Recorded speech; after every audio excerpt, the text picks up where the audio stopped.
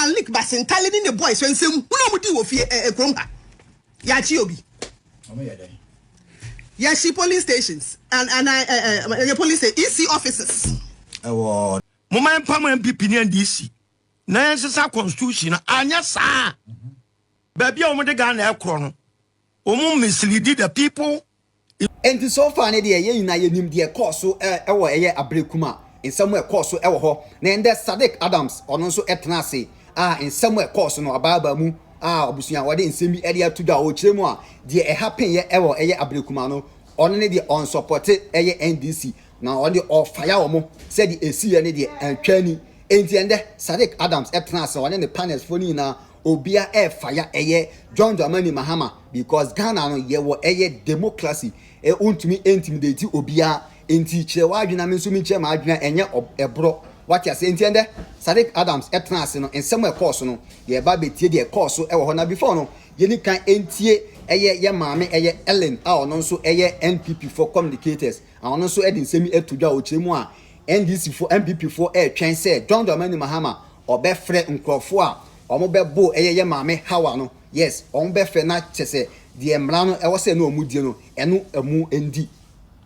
So you want all Ghanaians to die. Also regards to Dr. Mahmoud Bawumia. Ellen. Yeah. The I am one no uhwe nipa omonsake ka omona dodo na ye MPP4 Lloyd and afi hawa kumsi na sofa kese pa wo. Yamusa no pay mo party nature say o mo hwe mampanyi Mahama enim say o make a definite statement na on call it on condemn the see and na afi on call it say yanchi ni pa mo koso sa ne mane nyina party akambat so obayen so de yemu bebre nim say onye senya ade a we are hoping cra say obeye Vice President in the Bekasai, Mamma Chia Grandma, Minister say, I hope send a way. Bono so Casa no Casai, and Equi no science. Into ascetismo, we don't have any expectations. Muntaka Akasa say ombe treaty all the acts there as criminal. We live to see. But electoral violence, you krum ha, you start and especially about by-elections. Na and yet the whole as a year general election, na call by-election. And yasem ketwa. Ebro. Talent CD by Aquatia part 1 by. You see Aquatia part 2. Cherepone. Etiwa. Okay, I was so west will go. And if I be offenso no. If time. Ain't baby a by election, baby. We have a tendency say a bro bebem. Ya kasa all these years. Nia eba be ye ne kakraka menka say the peak of it was ayawaso. Ene hon sense me see ye. My president, the then president, His Excellency Nana Akufo-Addo, eti ho committee so bekai. Yes. Ene hon sema enu susu committee no mubaye. Part of the recommendation of the committee was that mantie ya na ya boaboa wo no political parties no bia when internal security internal groups are the omo provide the security mayene ya can see and dismantle ni nyina. Okay. Yes. Ema ye ho act emra. And MPP Samre no ye na Jaya ban woso led by His Excellency Nana Addo free meeting. Say ono de o mo ama ye ngu ye mumra so mra ono ahihye. Enti MPP de okaya ye groups ni nyina ye dismantle ye. Ye dismantle ni nyina. Say ye dismantle na ye nuanom de omo anye. In fact, from what we are picking no ye nuanom ye dismantle omo group no be kra ko join you. No mo gada mo. Moti we no dabe. Oh say ne nansenya ansem sisi. Oh. E na ye hu. Eso insunsan so ne ne mu hu 2024. It is asem ye see Friday. I started for December 7th. December 8th. December 9th, 2024. Okay. Yakwa elections. Dr. Bawumia by within 24 hours no who say anye ye ama MPP. Ababa be press conference anye ye enti agro no mapeja minsa Yen so because ye picky ye say doctor at that time na night was clear say well loose no one ma out ama meka say ade no anye yi a the way na NDC fo ahyehyɛ omo boys ne na omo yɛ no oyene in the betu ye wokurum ha na doc kan sa wo be mu nyina be di mi adanse say the doc yes no e ma kurum etodin of course eno krampo no many akitwa man leak basin telling the boys when say who no di wo fie kurum ha ya chi obi omo ye dey yes she police stations and your police EC officers northern region yes she be and yes she be wa Ashanti region baby ayakoye ya what they say Friday yakoye Ablekuma mon kai say a whole school na ye boka EC ballot but ya nshi wonyina hwe looting hwe nsem hu ayekọ so samre no me the police for na started because at that time na Yura Mahama na ye nso ani inti na onye president na Yura na do danko akufo ado nso na isi kwan so a okọ enti in that space no that security space no it was the work of the police so bejinam no aye na dwuma enso samre na nya IGP na pese ye be extend na dwuma enti ono nso so ase akekere ne nsa na yati kurom ha kan who say elections we so aye akọ ye nyina aye gitum say ye fa soja anko to soldier for the to barracks. Oh yeah. Dr. Mane Boama Bekai said that. Yeah, way yo, make cut to 2020. 2024, yeah. Soldier for MPA. Almost to barracks. Yeah, you know, I need to. A BPA, yeah. A BPA, oh, but the way I said 2020. Yeah. Almost PA, quite no more actually. Yeah, the car, yes, a police station, Grandma Soldier Maho. And then, and IGP yani obey na Yura Mahama se bye bye. E took kaya o studio he ya me no na me kan say nyoma wa adwuma no wan ye adwuma ni yie na ne kro no okọ no wakọ fefe dia of course nyo ba no on trust wo emfa wonye ene wonye adwuma ene ye brada mpare bye bye ene de ono a ne former deputy IGP Yohonu e baaye ti adwin se ja o man so abey die or experience why you may yache it will be how it is done and then number one on one police boasu na wa hwe journalist small girl ya papa police born asum ya na asichere ne say ya de obema no born asum eno your obema and a journalist ba ko no so obana there was another young lady so so Joy reporter one of the tags no ayo I said when I acquire this Friday dear I acquaint apart for yes able member ni bi ba me say man am boy empa mo target ma apart from journalist Obano how akumsem another young lady be a friend oye party ladies ni ba ko ono so so ye bo ni video no ho ono no grantee interview taxi if na chi bonani so ansa na ye national deputy a friend is saying organizer. Wow. Na me come na kwa akosi say. News to me. Yeah, kwa amana kwa akosi say. Emma ye wo politics mu yesha. How akumsi nani edin. Ne constituency ni nsem esisi wo ho. Se yesi ye be kan. Mu nipa na mo ne koye no. Ne nkrofo antwituo 2024 how ababo epanyi amonituo.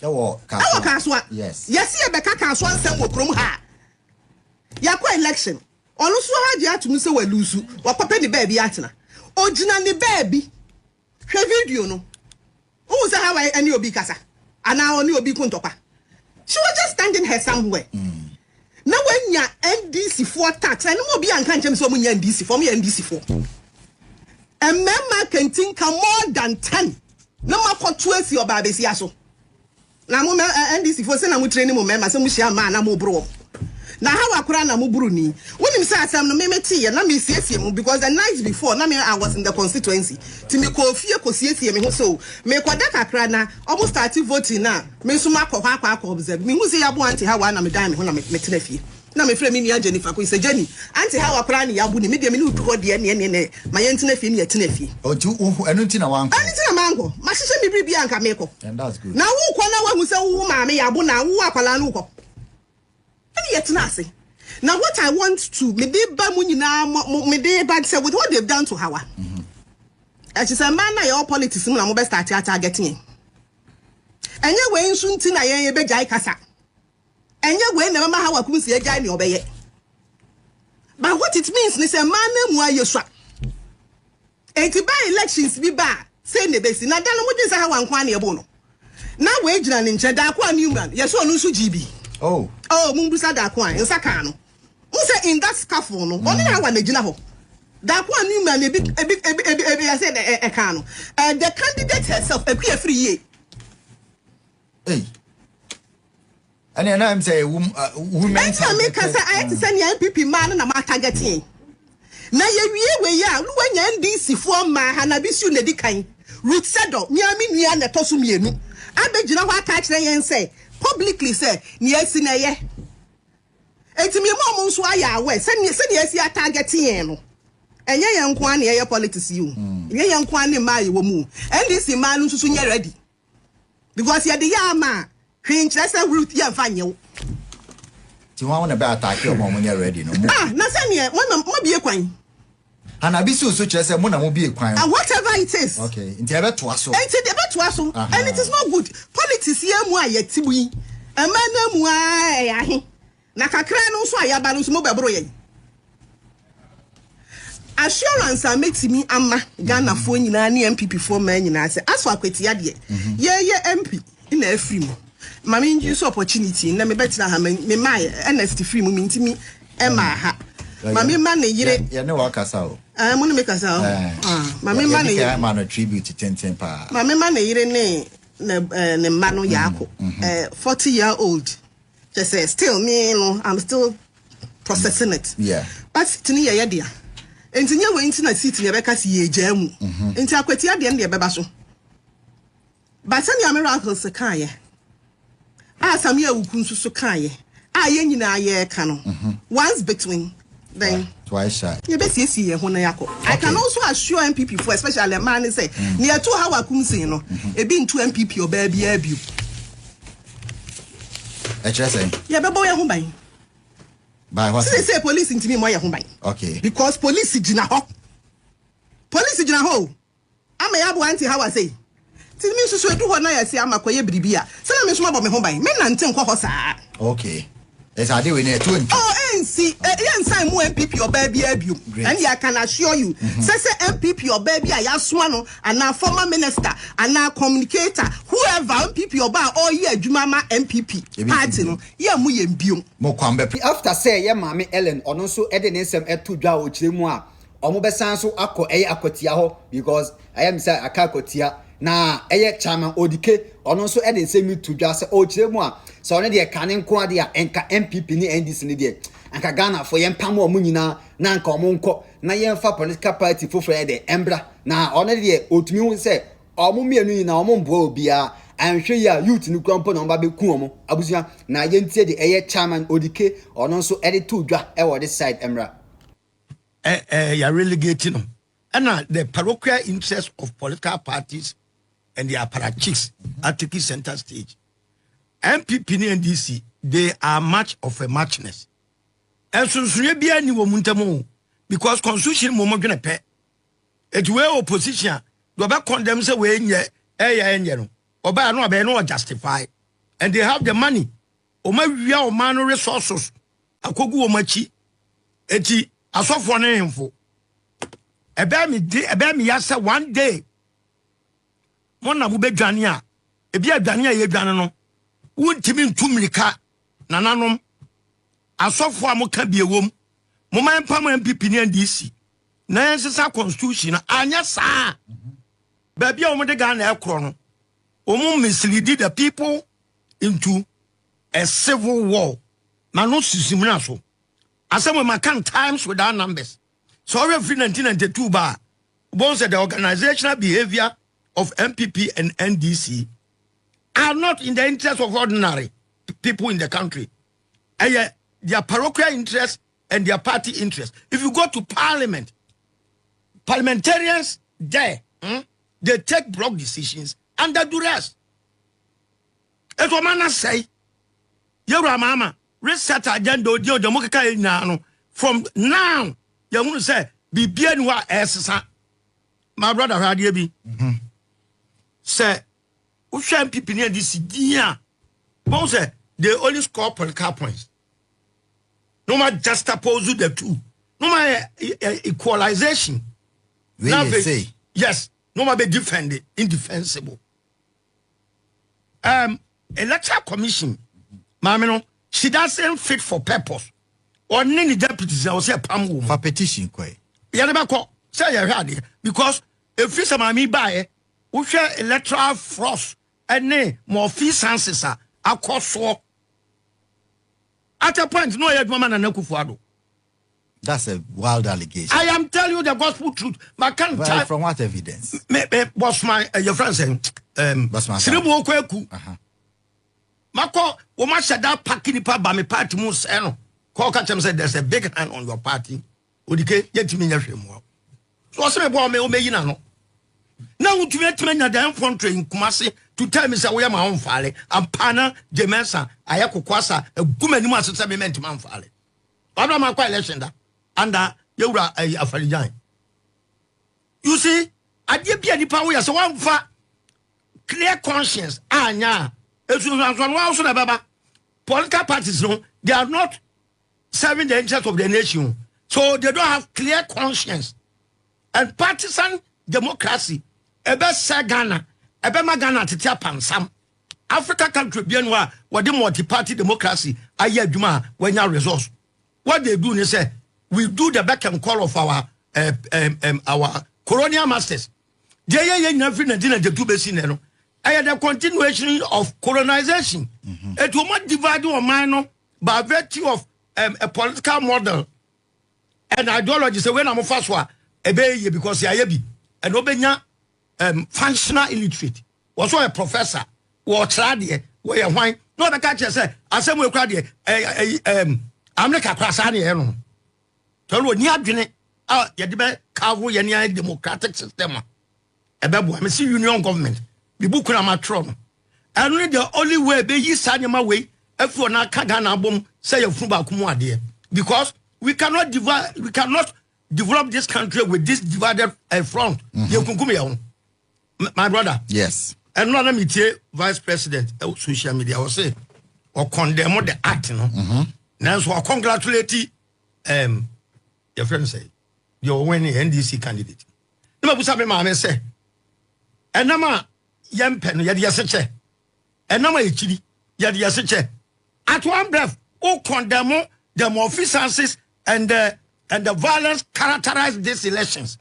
At another breath, now also congratulate. Wait, with him. Stage manage. Yeah, kwa yebi. May I thought it we emphasize from you, the reason being that NDC transfer kwetia one and look for the Nipa 9 who Techimai, what else? And now elections, blah blah blah blah blah blah. Yes, so agree, so yes, we are quite yebi.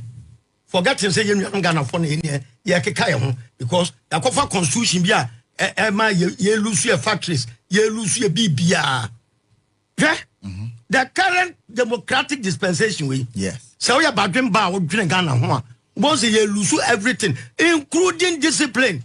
And I can't afford your discipline. Financially, morally. BPI and discipline. And look at the way you let environment. A constitution. Yes, I mean the constitution and say order the steps of the people. And I enter constitutional class. Constitutional and the guiding principles of the people. And when it is promulgated on the premises of selfishness, Ghana will not be selfish. It will be a already as against the nation. Yeah. The constitution is the enemy of the nation. Okay? Mamma, how be so compared here, made by journalists, Sebio, Tibon Kosophobia. Or no, you're Ghana, you're talk about baby. Or reserve the right to go and even witness. Now, mutua or compare there and some basa. Yeah, to abana former minister on to me everybody has the right to go there. IDP, me adam for pan no. Wa nyana duma yie. Ah, na 24 days now. Obi den say gunachi. Na oba be say ya twene form because ebrebina na kufu ado penso bi sie. And the resetting agenda na wa yemfa. Well, lies you are resetting agenda. Amon dia be ka kire Ghana fo a ye nyanya mugidi ayato abama mo. Say mo ba be sade we.